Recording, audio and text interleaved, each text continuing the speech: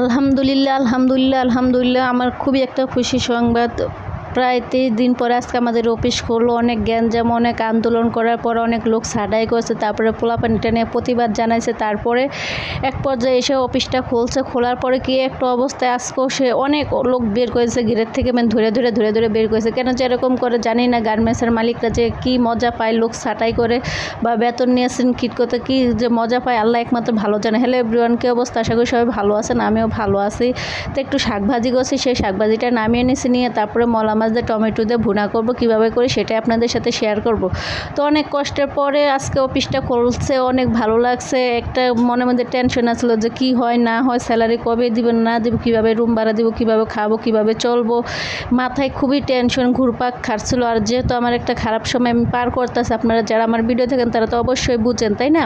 যে একটা মেয়ের মাথার উপরে যদি তার ছায়া না থাকে, বটগাছ না থাকে, তাহলে তার মেয়ের জীবনটা কী অবস্থা হয়।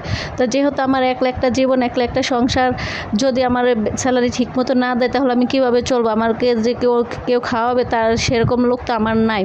তো আল্লাহর রহমতে আপনাদের দোয়ায় আশা করি অফিসটা খুলছে। যে সবাই দোয়া করেন যাতে এখন একটু ভালোভাবে ঈদ পর্যন্ত চলে। সামনে আবার কোরবানি ঈদ, অনেক কিছু প্রোগ্রাম আছে বা ভালো কিছু করার উদ্দেশ্য আছে।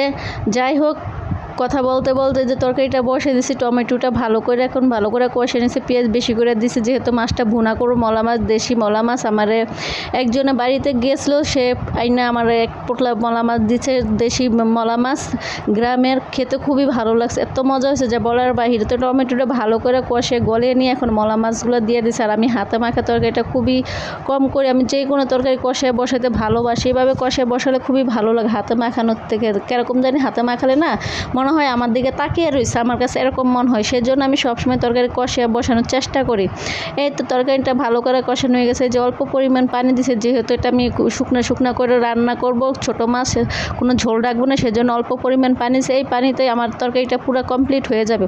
কিন্তু রান্নাটা অনেক মজা হয়েছে। আর একটা জিনিস, সবাই আমার জন্য দোয়া করো। আমার খাওয়া দাওয়া একদম বন্ধ হয়ে গেছে। আমি একবেলা খেলে আরেকবেলা খেতে পারি না। আমি প্রায় একবেলায় বেশিরভাগ খাওয়া হয়, বা আমি ওরকম হাবিজাবি কোনো কিছু খাই না। আল্লাহ জানে কেন এরকম হয়েছে, কোনো মুখে রুচিও লাগে না বা খিদেও লাগে না।